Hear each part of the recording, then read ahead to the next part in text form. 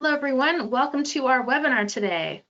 The topic for today's webinar is Energy Modeling for Decarbonization Planning, Advice and Resources for States.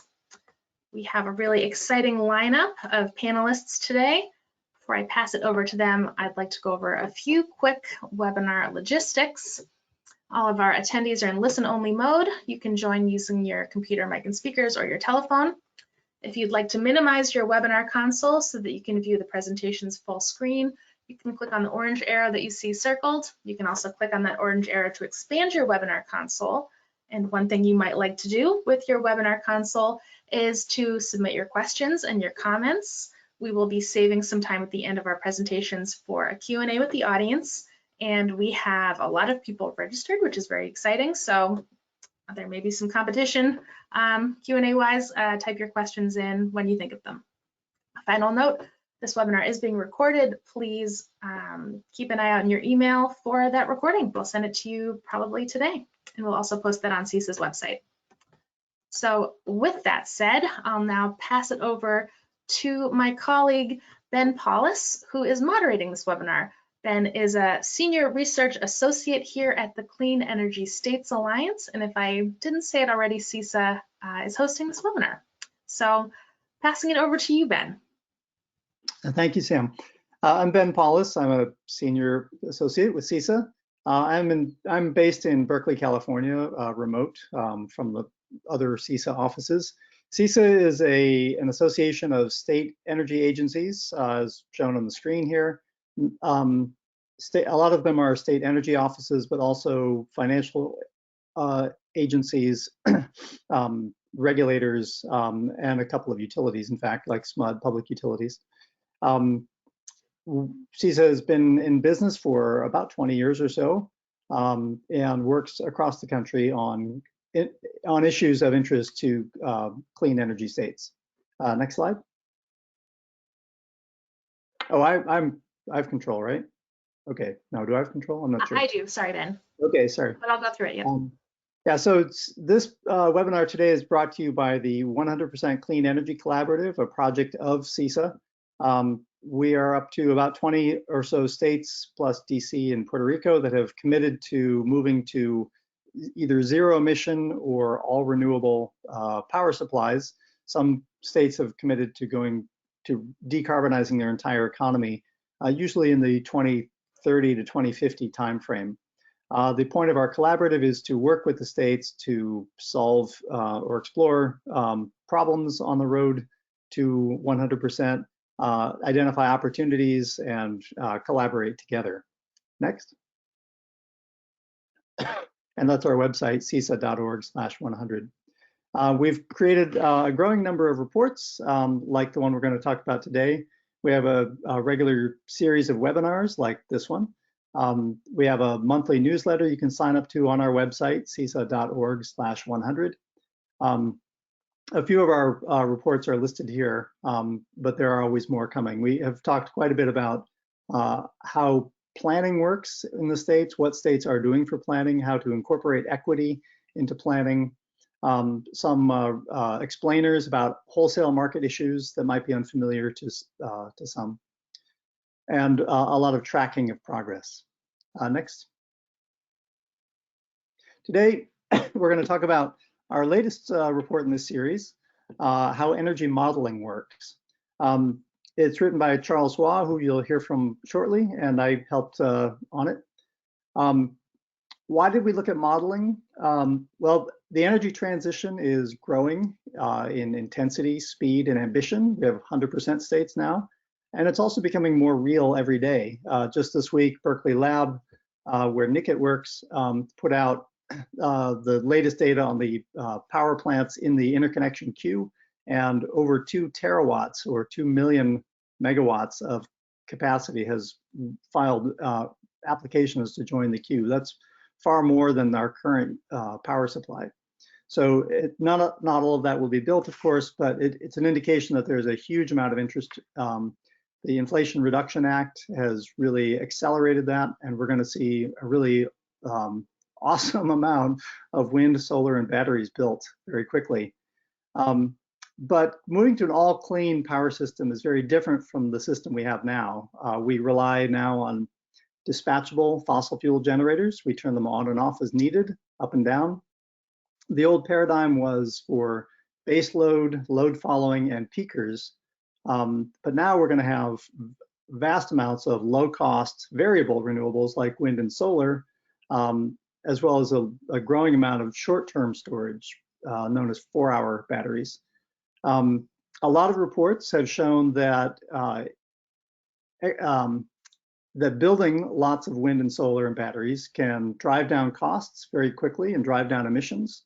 But getting all the way to 100% clean or 100% renewable is a much more complicated question. And that's where we really need to turn to models. What happens when the sun doesn't shine and the wind doesn't blow? What happens after the batteries run out? How do we manage so much variability? How do we deal with all the economic implications, like very large amounts of curtailment if we have a huge amount of solar happening all at once? What happens with when we have those backup facilities to fill in the gaps that have extremely low utilization rates, used for 5% of the time? How do you pay for such a resource that gets so little use? So this is why we need modeling. And it's time to start thinking about these future problems before they actually happen to us. Modeling can give us insight to all of these things, but modeling can also be abused. As we're going to learn from our presenters, modeling software can be complicated and expensive. It's really not just something you pop onto your Excel spreadsheet usually. So people who have, say, a commercial interest to protect will use modeling to validate their positions in hopes that no one will know the better.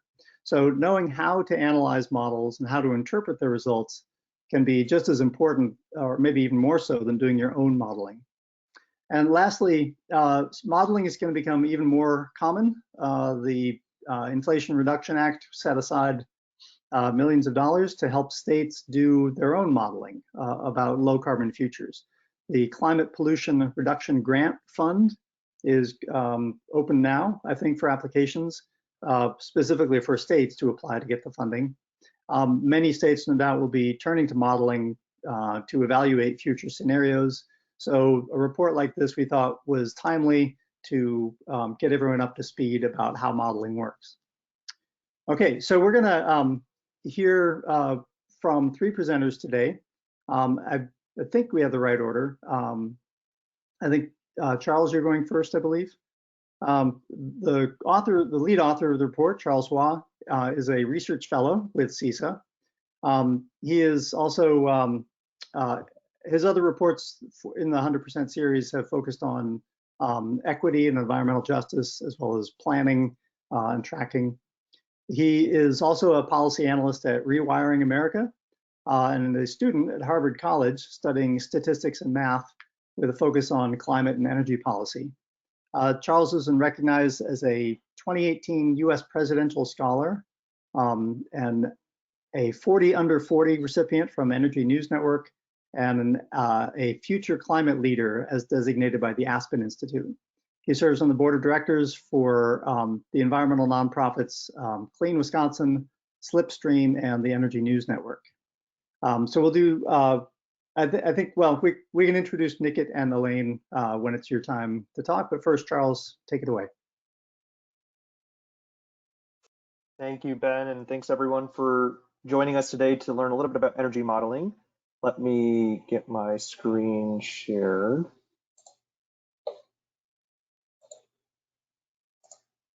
So I'll be speaking today sort of at a high level, just sort of setting the stakes in terms of what energy modeling is, why is it important, how does it work, what are some of the common pitfalls that we see, and what are some pieces of advice moving forward as states increasingly engage on efforts to model energy systems.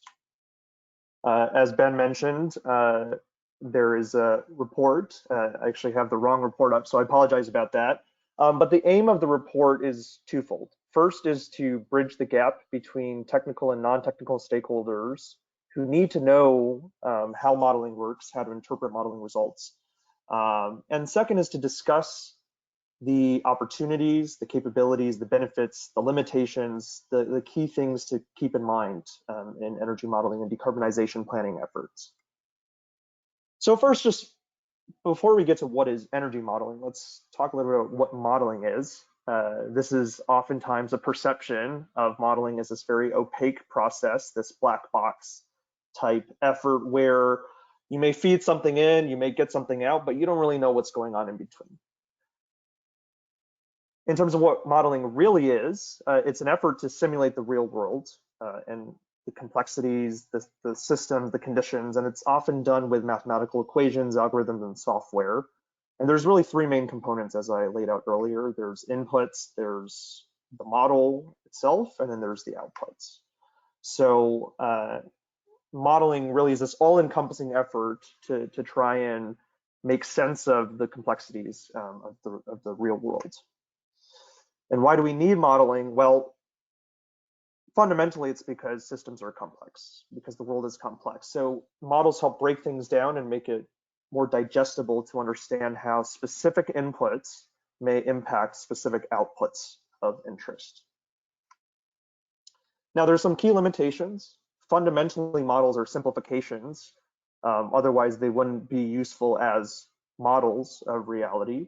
And they don't work for all systems because data sets may differ in quality, the conditions may not be broadly generalizable, and because modeling is difficult. Systems are fundamentally complex, they're interconnected, so it's hard sometimes to understand how changes in certain inputs impact other outputs. But that's what we're here today to try to lay out some specific sort of use cases and understandings of how energy modeling works.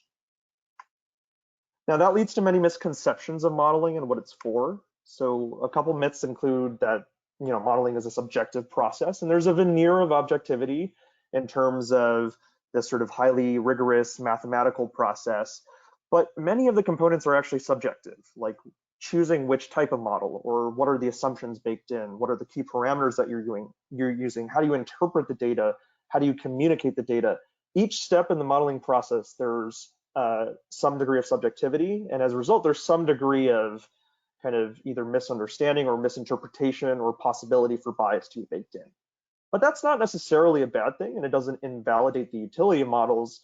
Instead, it shows how it's very important to have a principled approach to the modeling process.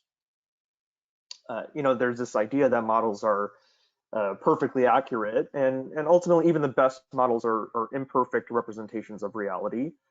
And lastly, there's this idea that modeling is a prediction of the future, and it can be in some instances, but models really are there to show how certain assumptions and choices lead to certain outcomes.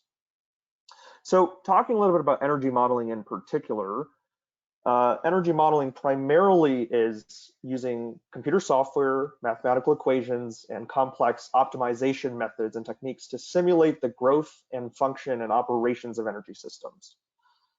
So the diagram on the right is one example of a classic sort of Sankey diagram looking at modeling the energy system and from the production and the consumption side.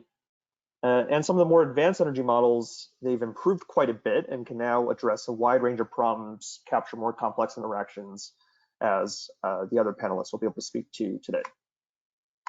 There's many notable examples. So a lot of different stakeholders are engaging in energy modeling today, whether it's states planning for 100% clean energy, cities doing the same, nonprofits looking at sort of advancing an equitable energy transition, academia looking at modeling sort of future energy systems and how we can reach 100% clean electricity, and government labs.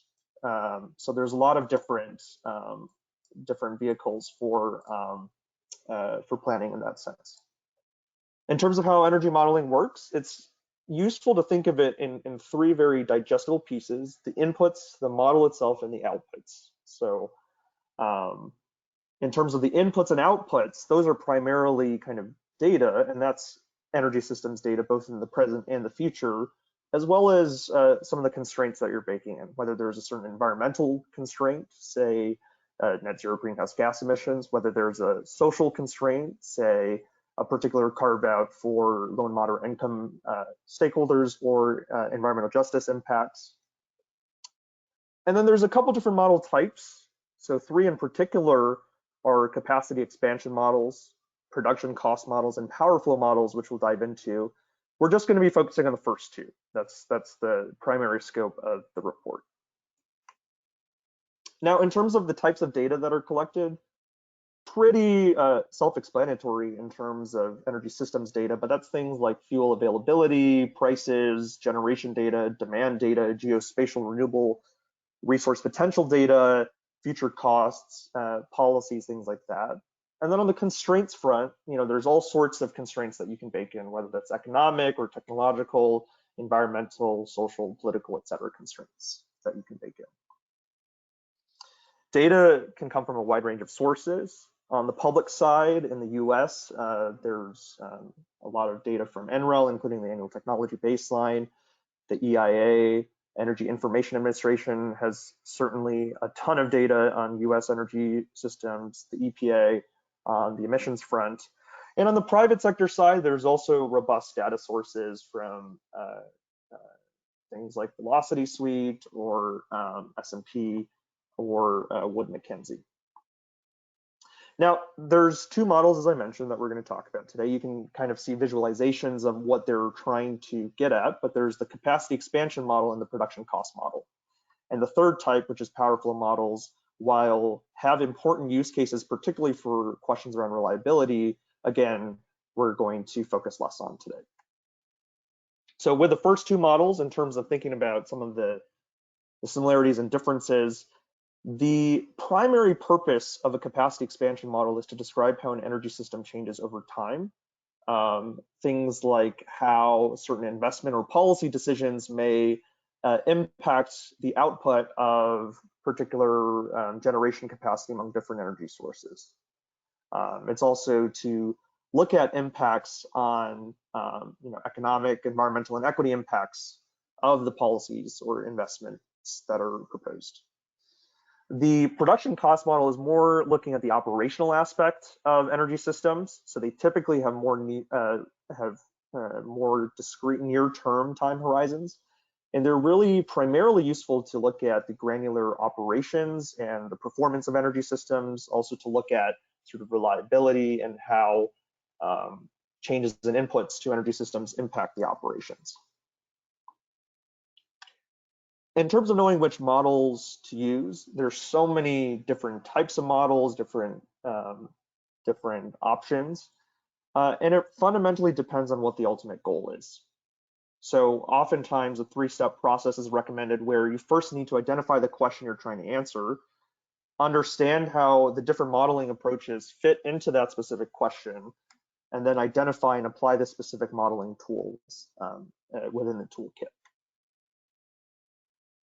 If you think about why energy modeling is important, this visualization, for example, shows the billion or so machines just in the US that in many ways will and may be electrified. And if you think about all the different constituent components, we're increasingly moving from a centralized energy system with a small and discrete set of power plants to a very decentralized system. And if you just think about the complexities that energy transition will pose, it's going to be increasingly important to figure out how all these different components of the broader energy system fit in together. And that's a fundamentally difficult and more complex question. So that's one flavor for why energy modeling is important. Now, why is robust energy modeling important? And that's because bad modeling, it has really damaging impacts. It can lock in long-term investments that while also overlooking opportunities to pursue desirable ones. And if you think about how long infrastructure lasts, these decisions have to be done very strategically, given sort of the long time scales that a lot of these investments can last in terms of the energy infrastructure. Now, good modeling on the flip side can help stakeholders make better decisions and understand the impacts of their actions. And it also sheds light on the opportunities and barriers that are posed, and it also offers some insight into the right questions to be asking. So modeling is important to provide valuable information to stakeholders. Non-technical stakeholders need to understand how modeling works. And there's many pitfalls to be aware of. And these are some of the questions that we're hoping to address with this report. And that's because models can be abused. They can support preconceived policy positions and business models that validate status quo interests. There's confirmation bias. It can be expensive or difficult or require a lot of expertise to do modeling right. Non-technical stakeholders can feel like they don't have a say in the process. And there can be a lot of errors that are important to tease out. And as a result, bad actors can sort of take advantage of these barriers and deliver misleading results or interpretations that don't align with the public interest. Now, in terms of common errors that we see, it's a wide-ranging list from poor model design, poor data, skewed parameters, misaligned incentives, unrealistic assumptions, self-interested motivations, poor design choices, wildcard events that are simply hard to predict, like, perhaps the Russia-Ukraine crisis, or just fundamental limits to modeling that we teed up earlier in this presentation. And you can see here some of the examples of really established, well-known groups that have produced errors in modeling or have significant adjustments over time. So the report looks into, for example, the Energy Information Administration's annual energy outlook, where a lot of the issues are on the interpretation front, this idea that it's a prediction of the future or this idea that it's the definitive vision of the future, and that's not quite right, as we identify in the report. So to close things out in terms of how we can mitigate and address these risks and sort of what is advice moving forward. So it's important to know what models can and can't do and what their purposes are.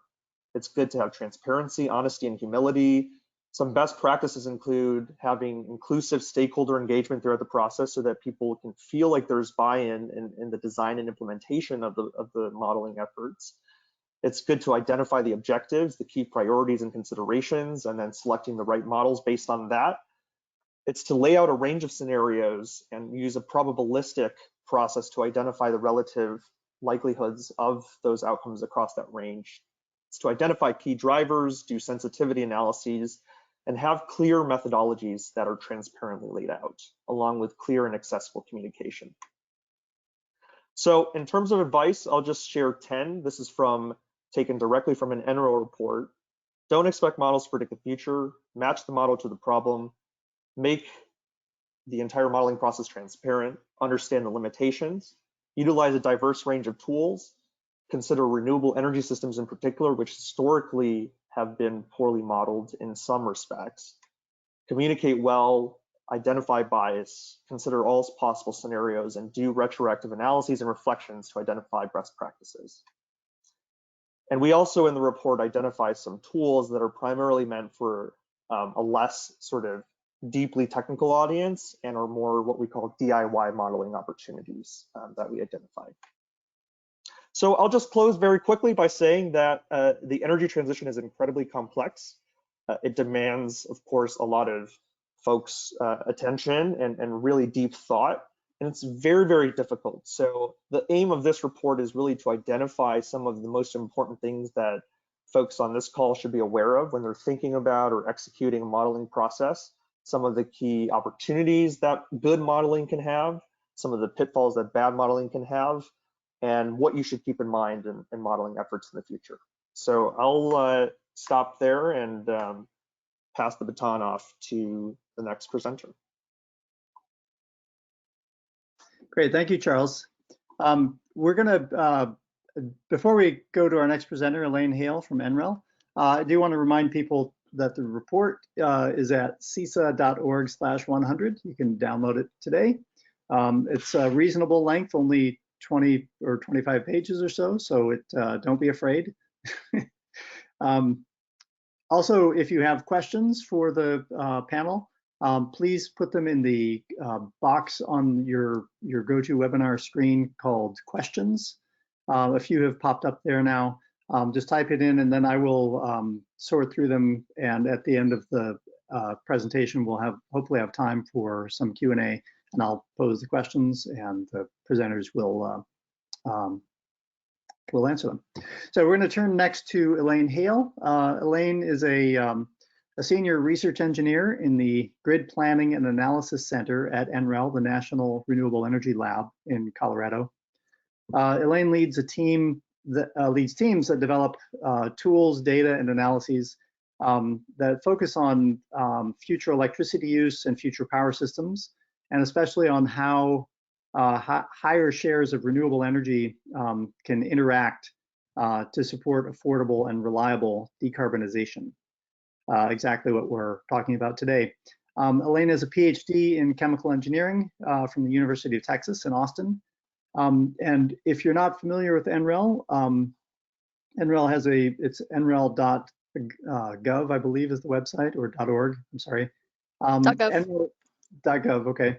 NREL has a huge and always growing library of data and modeling software on renewable energy. For example, the REEDS program, Regional Energy Development System, or Regional Energy Deployment System, REEDS. It's really become the industry standard for utility sector modeling. We're going to hear from Elaine now about a lot of the products that NREL offers, and they are, of course, all free. So take it away, Elaine. Thanks, Ben, for the introduction, and I want to thank CESA for this opportunity. I'm really excited to talk to you today about NREL planning resources for states. For those of you who are not that familiar with NREL, there are a few things that might be helpful to know. First, NREL stands for the National Renewable Energy Laboratory, and it is one of the US Department of Energy's many national laboratories. However, it is the only DOE laboratory directly affiliated with the Office of Energy Efficiency and Renewable Energy. Second, NREL is a big place with nearly 3,000 employees. The focus is on energy research that spans from basic science to technology deployment, and from microbiology to materials to systems integration to energy equity and many things in between. The part of NREL that I work in is the Grid Planning and Analysis Center, or GPAC, where we examine the interactions between electricity users and infrastructure to enable a cost-effective and reliable grid at all scales. Today, I plan to give you a flavor for and ways to learn more about some of the resources NREL, and especially GPAC, does or could provide to states working on their decarbonization plans. But before I do that, I would be remiss if I didn't note that due to time constraints, there is no way for me to highlight everything that might be of interest, nor to give sufficient credit to the many researchers that have contributed to the data sets and projects that I will mention today. As such, please do reach out in the chat or via email if there's anything you would like to know more about and are having a hard time finding. I might be able to point you to the right website, report, or person. First, I'm going to highlight a few freely available resources you can start exploring today, some of which you've already heard a little bit about. So what might PV panels cost in 2035? A lot of different people would be happy to answer that question for you, but it's not always easy to tell if their answers make sense or are in a form that you can directly use. The annual technology baseline is an annual data product that provides technology cost trajectories for an expanding list of the technologies needed for energy transition. The ATB was initially developed for the electricity sector. As it expands to include other sectors like transportation, it continues to follow its original philosophy of providing low, mid, and high cost trajectories for each technology with highly transparent input assumptions. Cambium and the standard scenarios are another data product annually produced by NREL.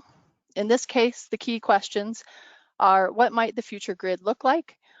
What can we expect based on current policy and mid-technology costs? And how might things be different if costs come down faster than expected or new policies are enacted? The answers to these questions are important to grid planners, but they are also important to electricity users and other stakeholders. The Cambium dataset helps a wide variety of decision makers anticipate what a quickly decarbonizing grid might mean for them by providing geographically resolved hourly data describing projected future grid costs and emission rates.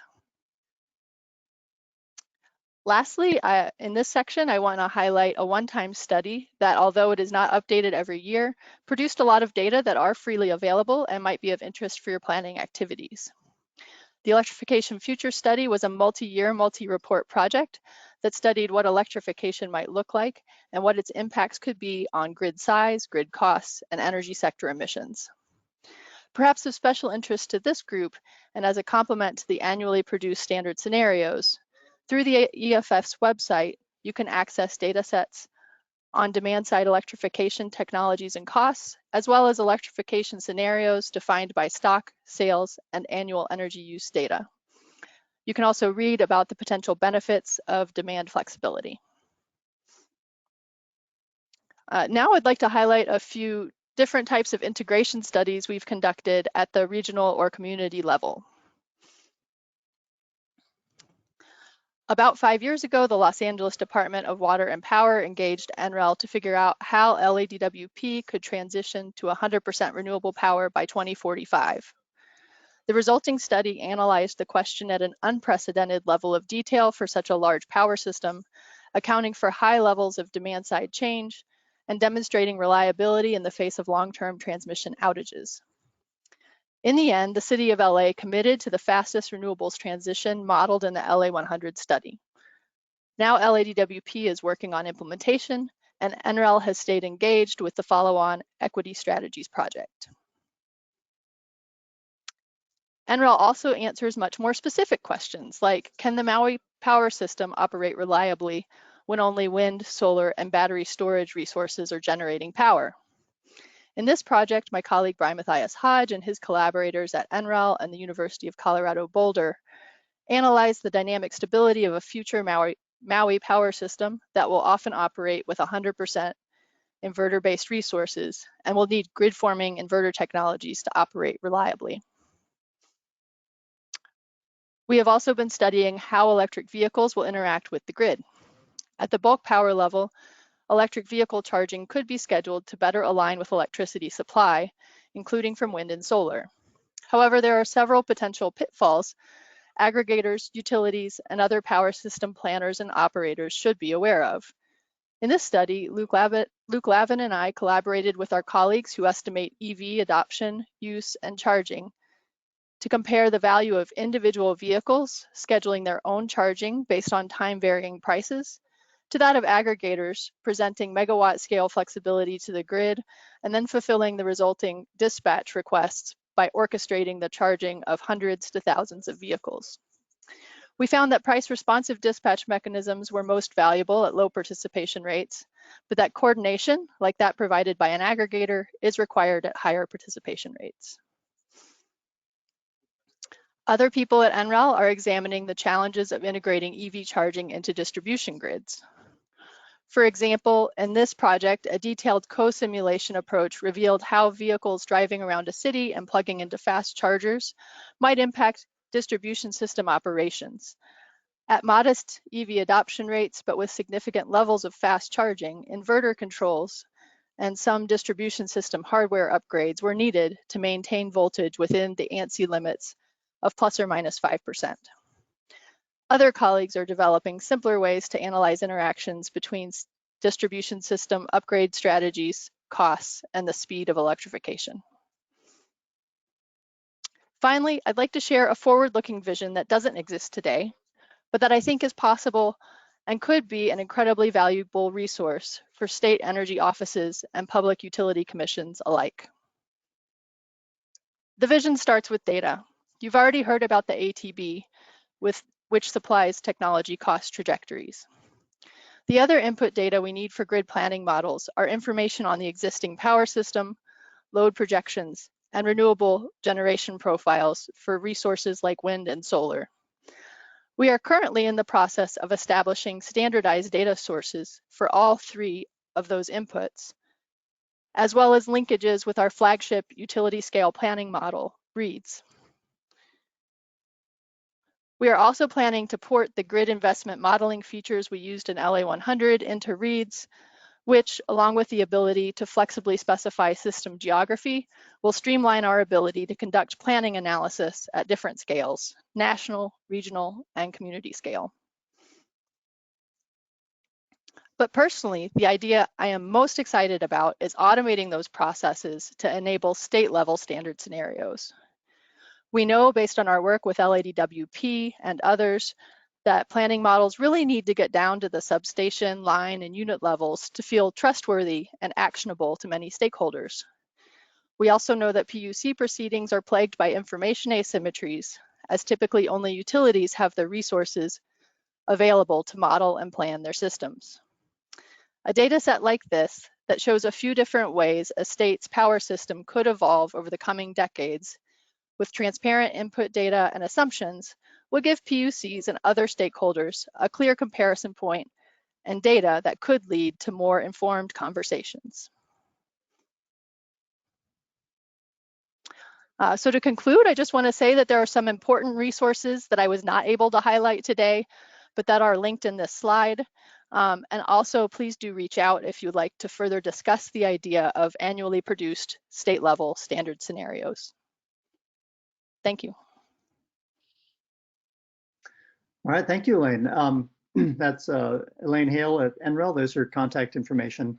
And the NREL website, of course, is chock full of goodies, all kinds of goodies. We're going to turn now to Nikit Abhyankar with the Lawrence Berkeley National Lab in Berkeley, California. And just as a reminder, we're taking questions in the question box. We have about 20 minutes till the top of the hour, so hopefully we'll have a little time at the end for some questions. Dr. Abhyankar is a scientist with Lawrence Berkeley National Lab, also affiliated with the Goldman School of Public Policy at UC Berkeley. He has done extensive research and policy analysis on renewable energy, energy efficiency, electric vehicles, and energy access, both in the United States and abroad, especially in emerging economies like India and China. He has a PhD from Stanford University, and I had the honor of working with Nikit on the 2035 report from UC Berkeley last year or 2 years ago, where we got to extensively use NREL models and data sets along with other models to see how much carbon we could cut in the US by 2035 in the power sector. Nikit's going to give some examples of modeling of clean energy futures. So take it away. Excellent. Thanks a lot, Ben. So what I'm going to focus on is, I think Elaine talked a lot about what tools are available at NREL, and we also use extensively the NREL tools that are available in the public domain. So what I'm going to talk about some of the examples of how those tools could be used and what are the insights that some of these capacity expansion, production cost, or other models can provide from an energy system planning perspective. So before I begin though, I think most of you already know what Lawrence Berkeley National Laboratory is, but just like NREL, Lawrence Berkeley Lab is also a US Department of Energy's national lab located in Berkeley, California. And we are a fairly large setup, around 4,000 scientists working on a range of energy problems, from nuclear physics, biochemistry to energy technologies, which is where I work on. And we have 15 Nobel Prizes and 15 National Medals of Sciences to our credit at the Lawrence Berkeley Lab. And as Ben mentioned, I also have an appointment at the University of California, Berkeley.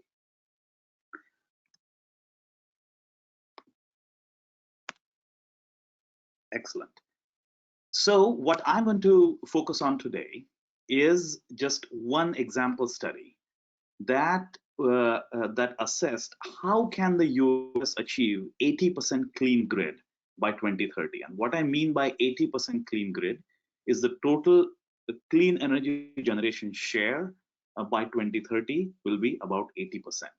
And one of the reasons why we chose that 80% mark is that is one of the most cornerstone watermark kind of mark beyond which the renewable integration, the cost of integration starts increasing pretty rapidly. So once we achieve 80%, then the 80% of the problem is solved, but that's also when most of the most critical challenges start becoming even more hard. All right. So for any kind of systems analysis that assesses this higher penetration of renewables into the grid, as we also saw in the first talk, that we need three types of critical resources. Number one is the renewable energy resource assessment. So there are several sources from which you can get the satellite data for resource assessment for multiple weather years. Literally, you can get 50 years worth of hourly renewable resource data for wind speed, solar irradiance for every 25 kilometer by 25 kilometer grid cell within the US. And NREL has the system advisor model, the SAM model, that uses this resource data and can apply the standard wind turbine or solar PV models to get you an actual generation profile if you installed XYZ amount of renewable energy within that grid cell. Then the next set of models that we use is the capacity expansion models, the optimal capacity for a year 2030, 2035, 2050, as the case may be.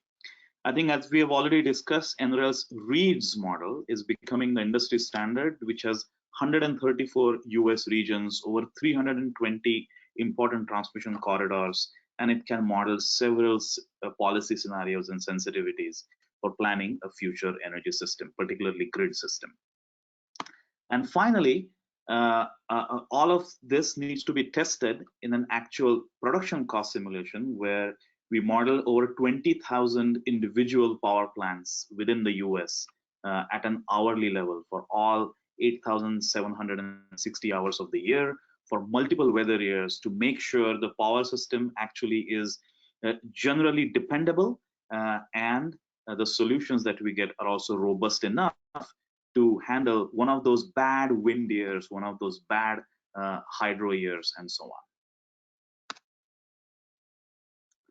So before we get into any kind of modeling, one of the most critical elements of the study is projecting the future demand. So what this chart shows is the future electricity demand for the US projected all the way through 2050. It shows 1980 through 2050. So the black line shows what we call as the reference case load, meaning that if you did not electrify industries, if you did not electrify a lot of transport, no new buildings electrification, this is how the load would look like. That is shown by the black line, approximately 4,000 terawatt hours per year nationally.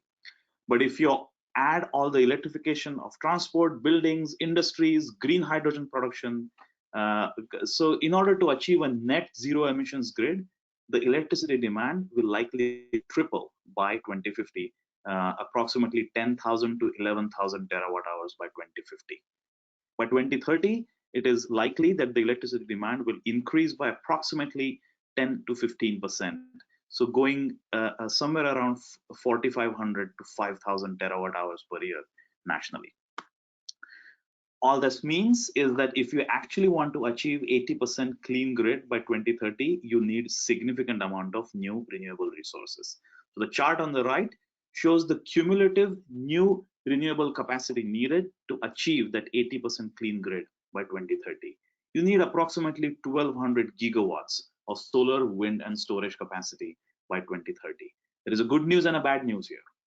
So let me first start with the bad news. Bad news is this implies significant scaling up of our renewable capacity addition of approximately 30 to 40 gigawatts per year, increasing to 60 to 80 gigawatts per year, nearly doubling our renewable capacity addition, and even going up to 100 gigawatts per year in some later years.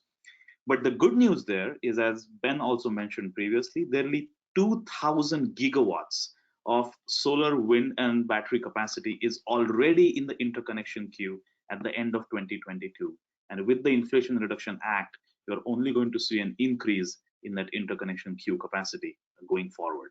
So even if a part of it actually comes online, that still gives us a realistic pathway to achieve that 80% clean grid by 2030. So what we also assess, and again, this is where kind of the modeling framework that we chose, the NREL READS model, helps us assess some of the state level dynamics. So the common criticism of a renewable heavy grid is that most of the investments will be located in California, in Texas, in Florida, in Wyoming, some of the renewable rich states of the country. But but that's not what we find. As this chart shows the renewable energy investments between 2022 and 2030, and they are really spread across the country. That's what the models are telling us. And there are multiple reasons. I won't get into the reasons why we see such a spread, but those are also some of these dynamics that one can assess using these modeling tools. Then the next question is about the electricity costs. So this chart shows the wholesale electricity costs. And again, I wouldn't go into the details of exactly how this is estimated, but one of the critical outcomes of the capacity expansion model is what happens to the wholesale electricity costs. So we run on one, generally has to run pretty comprehensive cost models as well. What is the additional transmission cost, what is the additional generation cost, investment cost, and so on and so forth. Should you include environmental cost to it, the air pollution and other costs? Should you not include it, and so on? So if you included the environmental cost, the chart on the left shows the total wholesale electricity cost between 2020 and 2030. And what we find is, including the environmental cost, the 80% clean grid will dramatically reduce the total wholesale electricity cost.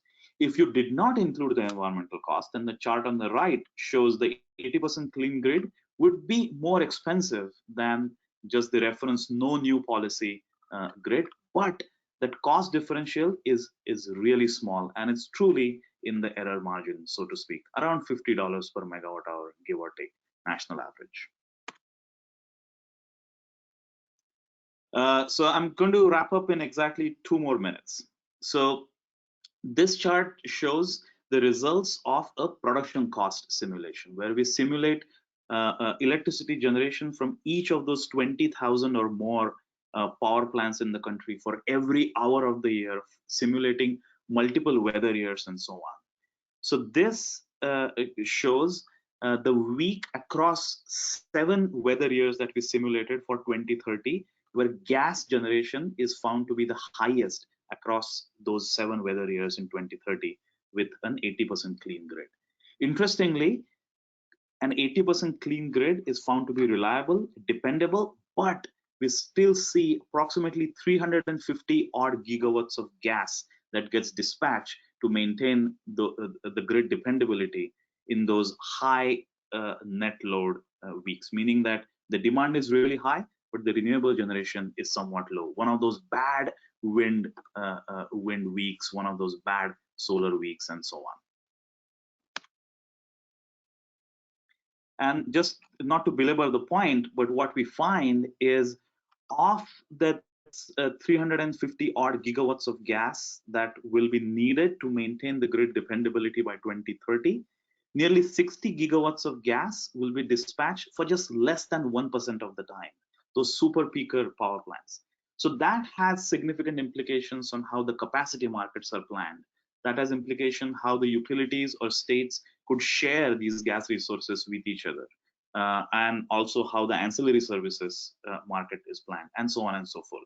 So such kind of modeling results can also give us some clues into what policy and regulatory mechanisms could be designed and could be required going forward.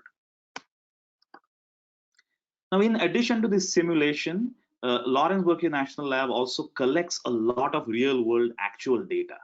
For example, this chart shows one of our most recent outputs that collects the interconnection queues across the country. And what we find is nearly 2,000 gigawatts of generation capacity, mostly renewables and storage, is waiting to be connected to the transmission system.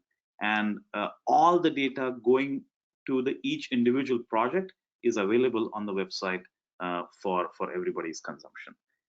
Similarly, in modeling, we do a lot of cost simulations. NREL's ATB, the annual technologies baseline, also does a lot of cost simulations. So what this chart shows is, again, a chart from one of our flagship outputs, where we track the actual real world PPA prices of wind and solar, as well as distributed solar in the country. This chart shows just the solar PPA prices over the last 12 odd years in the US, and you also see this significant cost reduction even at the PPA level, across all utilities and regions of the country. All of this data is also available for everybody's consumption on our website. I'll be happy to connect you to those specific data sources if there is any interest. So thank you very much, and I'll be happy to discuss more in the Q&A session. Okay, thank you, Nikit. We have a few minutes left and a number of questions have come in. I think we're also willing to go beyond the top of the hour. If for people who are available and willing to stick around, we can keep addressing some of the questions. The first question I want to pose to the panelists, when a reader is looking at a report or some modeling results, what should they look for in assessing the quality of the model or the quality of the results?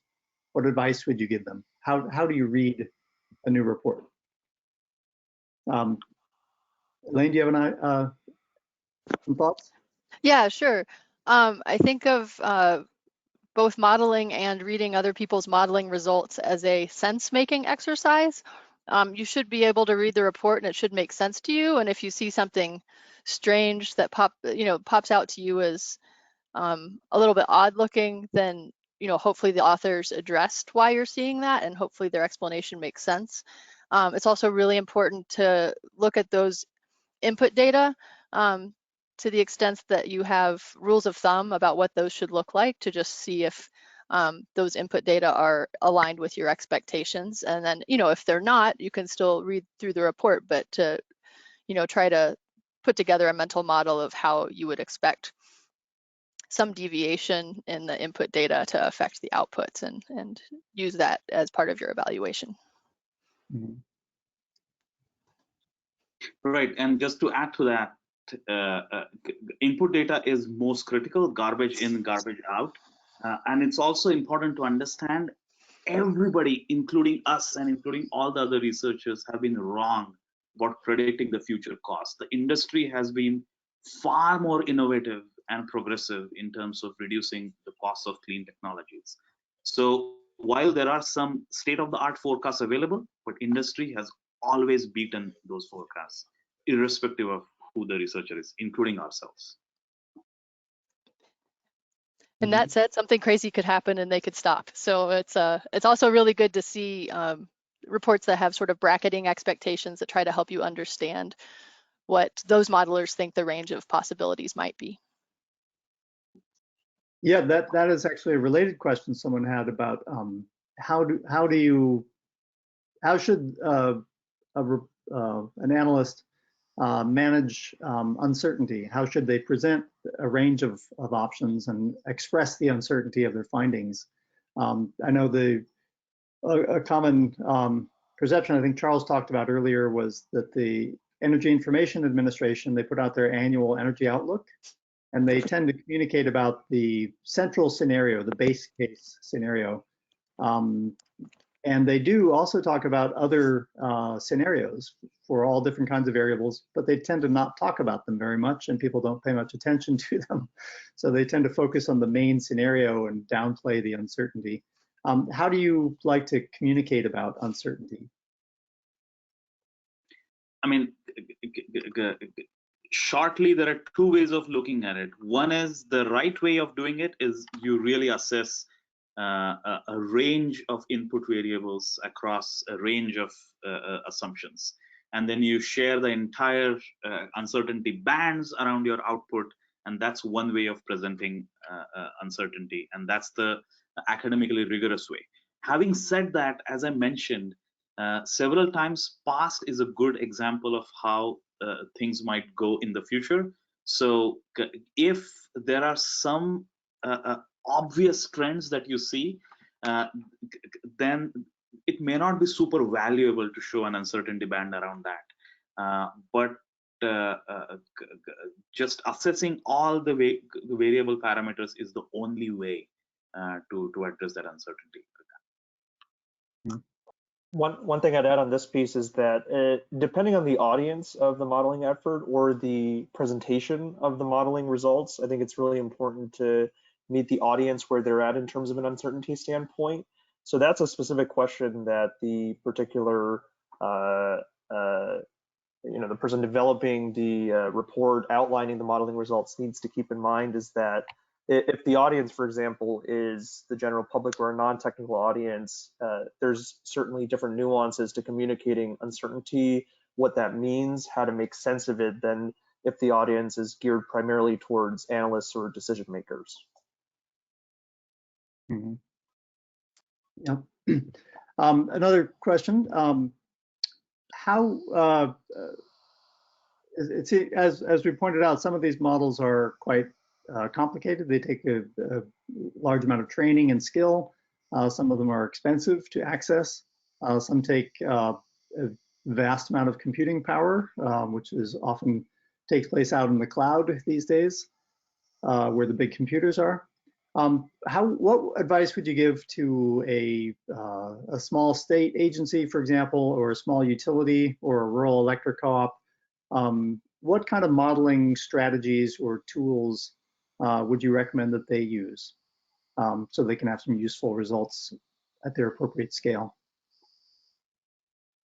Maybe I could start with the just taking the standard scenarios as an example. That particular data set, doesn't get down to the small utility or co-op level, but it does get down to the sub-state level. And so you can kind of go through that data set and find a region that's that either you're in or is similar to you, and just take a look at what those trends look like in the data set. And there's a bunch of different scenarios. And so, going back to that uncertainty piece, take a look at the data for multiple scenarios for a region that's geographically similar to you. And then if you can, normalize the data to some sort of system size so that you can have some numbers that you can then apply to your system if it's smaller.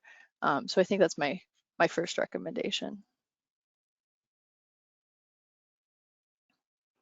Oh, Ben, you're muted. All right. The scenario viewer is cited in our report.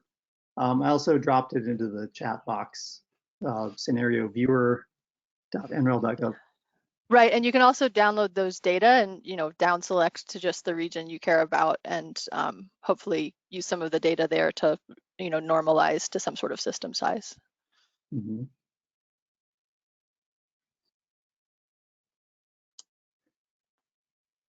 Any advice from you, Nikit, on DIY approaches?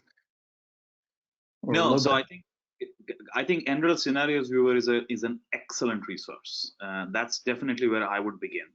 And I'm a great believer of this 80-20 theory. Is you can actually get an 80% accurate result with just 20% of the efforts, meaning that you can actually build a pretty simplistic spreadsheet-based model, and any non-technical person can build, and that can still give you a reasonably accurate result.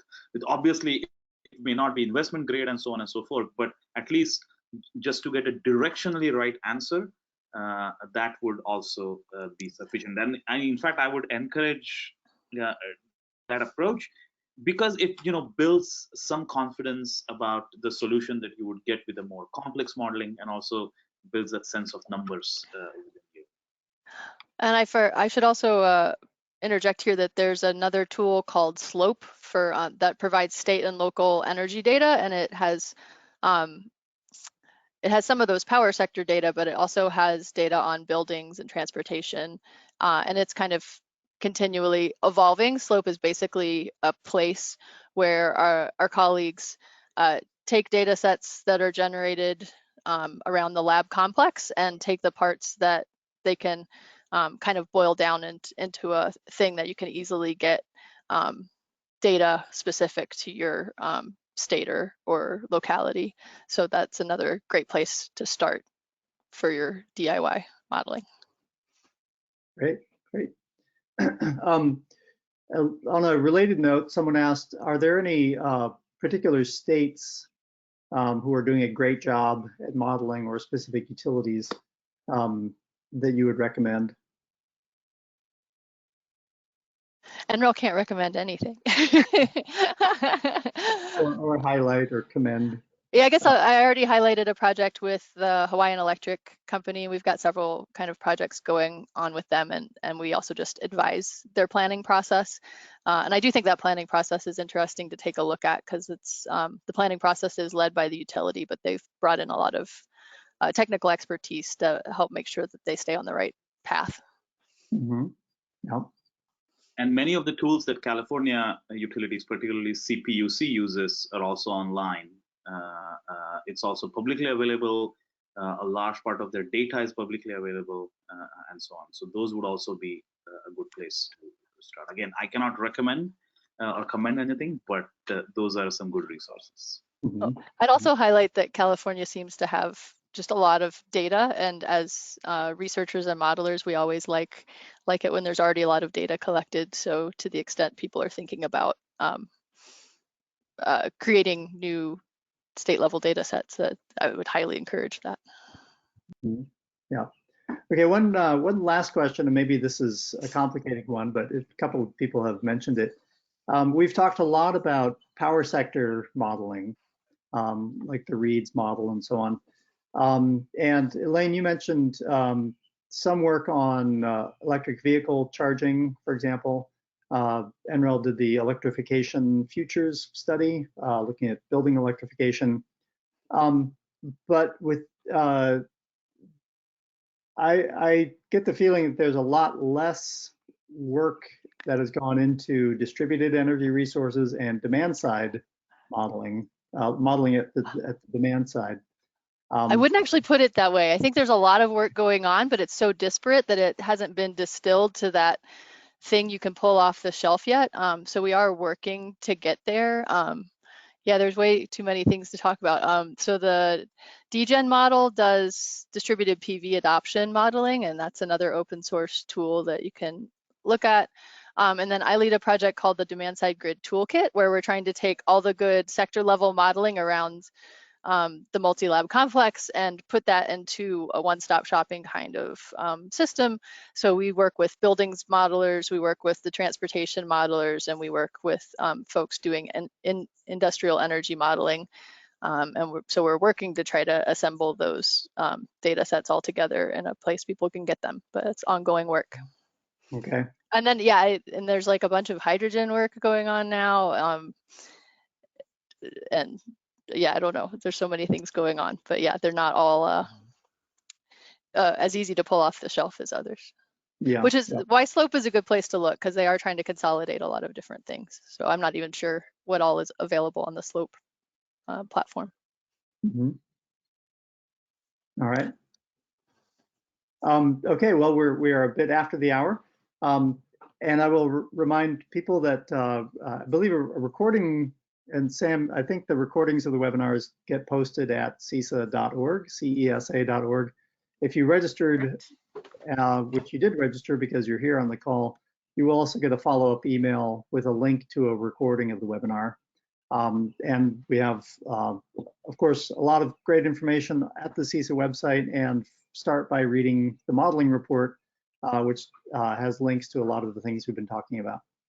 So I want to thank our panelists today, and thank CESA for organizing this event. And thank all of the attendees for tuning in. Take care.